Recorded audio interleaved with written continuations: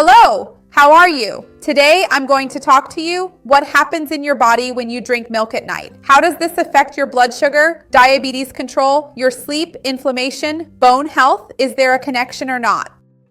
And what about weight gain? I'm going to explain all of this to you, scientifically proven. You're going to love this video. Stay until the end, you won't want to miss this. Before we start, I want to ask you if you have the habit of drinking milk at night. How do you drink your milk? Do you add any ingredients? How do you do it? I'd love to see your comment. I know that many people have the habit of drinking milk at night. Some people add cinnamon or chocolate. Some people make a little oatmeal porridge with it. I want to know how you consume it. I'd love to see your comment. Also, remember to like the video. This is super important to me because it shows YouTube that you support the channel, that you trust my content. So let's start talking more about this issue of drinking milk, especially before bed. When we think about drinking milk before bed, a lot of people do this aiming to improve their sleep, to relax, right? I even joked that in the past, this was very common, wasn't it? And grandmas would sometimes suggest and say, are you having trouble sleeping? Have some warm milk, it'll help you relax. And there really is science behind this. When we look at the composition of milk, one of the things that stands out is its natural content of tryptophan, which is an amino acid that helps to improve its own conversion. It promotes the formation of melatonin, which is the hormone related to sleep, and serotonin, which is related to relaxation and well-being. So, consuming milk, especially at night, increases serum levels of this tryptophan, which can also increase the production of melatonin and serotonin, thereby promoting a better night's sleep. There are still some interesting details regarding this because when you drink milk at night, warm for example, it will promote even more relaxation since it slightly dilates the peripheral blood vessels and relaxes the parasympathetic nervous system, which helps us to relax and rest. So, if you can have your milk warm, that's even better. There's also the matter of tryptophan being favored in its formation and absorption through the blood-brain barrier when there's some insulin secretion. Of course, we never want a really big insulin spike at night. So, when you have milk at night, you can have it with a fruit, preferably one with a lower glycemic index, like for example, a strawberry, a fresh plum, a pear, or an apple with the skin on. These can be good options. You could also, for instance, add some chia seeds or a little bit of cinnamon to improve this nutritional profile of the meal. Will actually help you feel fuller, prevent you from snacking throughout the night, and keep you from getting hungry in the middle of the night. So all of this is beneficial and can help with your sleep at night. Another point is that milk contains casein, which is a more slowly digested protein. So this also helps increase your satiety during the nighttime period. Many people who drink milk before bed, as I mentioned, don't feel the need to keep waking up. I say this because, unfortunately, there are a lot of people who do this during the night. So, this helps you stay fuller while you sleep. It's important for us to try to maintain this intestinal rest, isn't it? That we can manage at least to go about 10 or 12 hours without eating during the night, at the very least, right? To be able to give your intestines a break, regulate your blood sugar levels, this will definitely benefit you. So, this ends up being very interesting if you do this physiological nighttime fast, which we even joke about, calling it the blood test fast. It's interesting if you're looking to preserve your lean mass because casein is a slow-release, slow-absorbing protein, so it helps in that sense.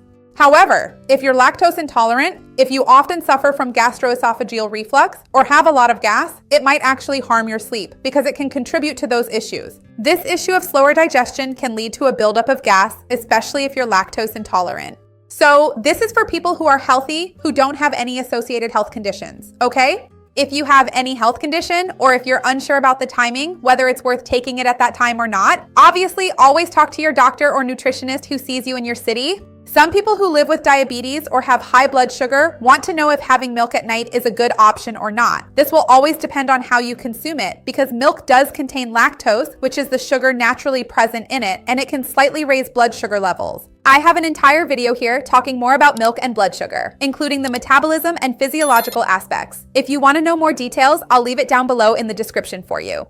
But actually, what really matters at this point is what you consume with the milk, because it's very rare for someone to drink milk plain, absolutely with nothing added. So, think about it. If you're someone who drinks milk with chocolate powder, if you add sugar, if you add some kind of heavy fruit or a large amount of fruit at this time, if you, for example, have milk with banana, with honey, with oats, then that's a lot of carbohydrates for your body to really absorb, digest, and metabolize during the night. So, some things that can help you slow down the absorption of the natural carbohydrate in milk. One is to choose whole milk since it has its natural fats, and milk already contains casein, which is a slow digesting protein as I mentioned. This will slow down the digestion and absorption of the lactose. Now, what can you actually do, for example, if you have a contraindication to consuming whole milk, if you have some kind of lipid disorder, but you still want to slow it down? To slow down the absorption of this carbohydrate, always remember to consume healthy fats and good fiber, such as chia seeds and flaxseed, for example. These can be good options for you to add to your milk at night, even a little psyllium. Maybe mix in a bit to drink together with the milk. Always remember to balance the amount of fiber you consume throughout the rest of your day. You shouldn't overdo it at night, but remember that it needs to be included in your total daily intake, so you don't go overboard before bed, and make sure to hydrate your body well throughout the day. Also, even if it's in advance, keep hydrating your body the next day as well. Now, be careful with this, because a lot of people consume chocolate milk powder. If you like the taste of chocolate, 100% cocoa is a healthier option, and it's really delicious. Patricia, but cocoa doesn't dissolve well. That's true. So, those little devices you can buy to froth milk, which are sometimes really cheap, you just put in a battery and turn it on and it goes like a mini whisk. You can use it to mix your 100% cocoa with a few drops of stevia. It will end up tasting very similar to chocolate milk, but without all the excess sugar it usually has and without all that extra fat. Remember that chocolate, especially good quality cocoa, 100% cocoa, is rich in fiber and antioxidants, which also help control blood sugar and improve our overall health. Still talking about things you add to milk? Everything you add to your milk will determine whether that milk will help you maintain muscle mass lean, preserve your weight, or add more weight, right?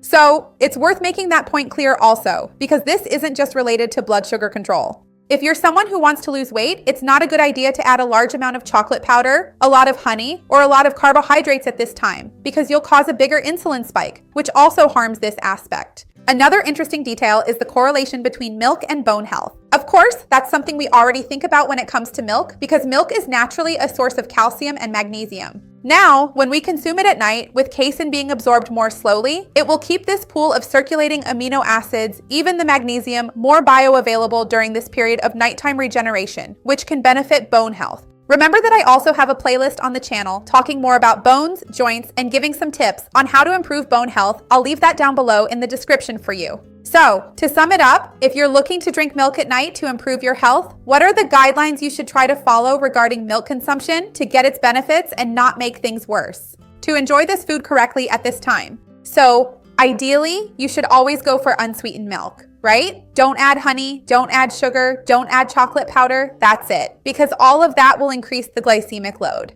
Ideally, if you want to add a bit of flavor, either add 100% cocoa or add cinnamon. You can add a little bit of grated nutmeg if you like to season your milk. That way, you get the beneficial effects of these ingredients in a more natural way. The amount also varies a lot. A large amount of milk right before bed can make things worse. This issue, as I mentioned, of reflux and intestinal discomfort. So, up to a cup is a good option, and never immediately before going to bed, because ideally you should wait at least 1 hour, an hour and a half, so you can urinate and not wake up in the middle of the night, since milk also has a large volume of liquid.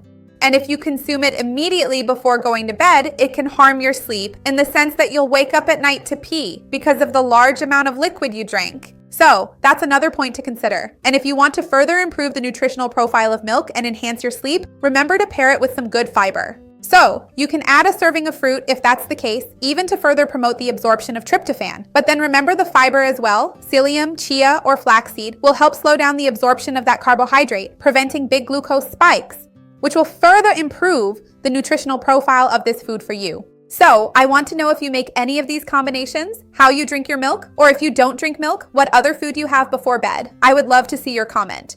Remember to like the video, it really helps me a lot, and share this video with anyone you know who would enjoy it or who needs this information.